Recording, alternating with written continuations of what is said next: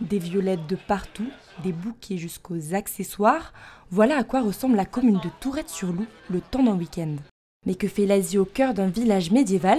C'est le résultat d'un pacte d'amitié signé en juillet dernier entre Tourette-sur-Loup et une ville de Corée du Sud, Jinju. Le maire, Frédéric Poma, voulait mettre en lumière, à cette occasion, ce nouveau lien. Alors en fait, on a une artiste qui s'appelle Sun Jare, qui est une artiste très connue dans la ville de Jinju, puisqu'il y a même un musée qui est dédié à cette artiste. Et donc, elle a vécu les dernières années de sa vie à Tourette. Elle est morte à Tourette, elle est d'ailleurs enterrée à Tourette. Et nous avons toujours son atelier, sa maison. Donc, c'est par rapport à ce lien artistique qu'on a décidé d'avoir ce pacte d'amitié avec la ville de Jinju. En parlant d'artistes, direction le salon du tatoueur à l'origine de l'affiche de cette année. Un dessin riche en symboles alliant l'Asie et la Provence, signé Dany Nguyen.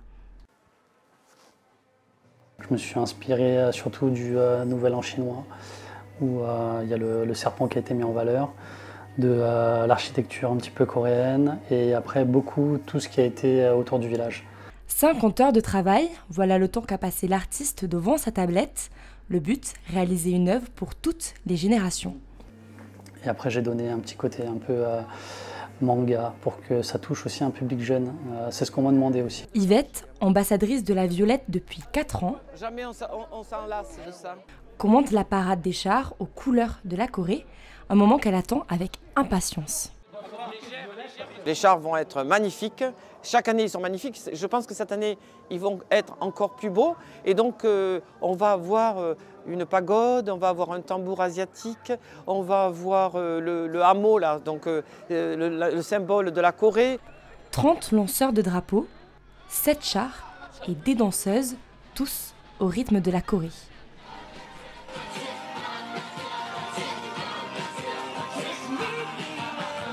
Les habitants ont très bien décoré les maisons, justement, avec le yin, le yang. On l'a vu à pas mal d'endroits dans le village. Et ça, c'est un chouette effort des habitants du village, en fait. Et plus que l'emblématique lancer de bouquets pour boucler la journée, Jinju et Tourette-sur-Loup sont désormais liés plus que jamais dans ce village où l'on voit la vie en violet.